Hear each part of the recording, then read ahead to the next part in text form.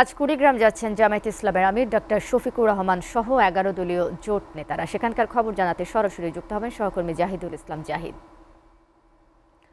জাহিদ, যেমনটি জানি জামায়াতের আমির সহ ১১ দলীয় জোট নেতারা আজকে জনসভায় অংশ নেবেন।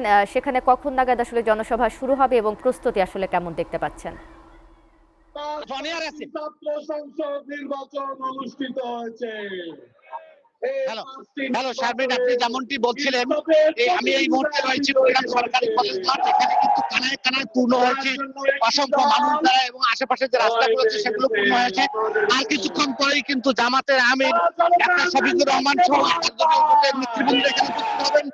এই নির্বাচনী জনসভায় কিন্তু বক্তব্য এখানে উপস্থিত হয়েছেন। এখন পর্যন্ত এনসিপির নেতৃবৃন্দ এই সদর আসনে কিন্তু এনসিপির প্রার্থী রয়েছে ডক্টর আতিকুর রহমান। অন্য তিনটি আসনে রয়েছে জামাতের প্রার্থী।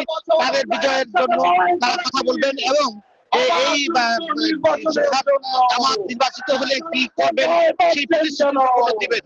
সেই অপেক্ষায় অসংখ্য মানুষ উপজেলা জেলা পর্যায়ে থেকে নারী পুরুষ সহ অসংখ্য মানুষ এখানে উপস্থিত হয়েছে। আমি যতটুকু জানতে পেরেছি 11টায় এখানে বক্তব্য রাখবেন ডাক্তার শফিকুর রহমান সহ ওস্তাদ আব্দুল্লাহ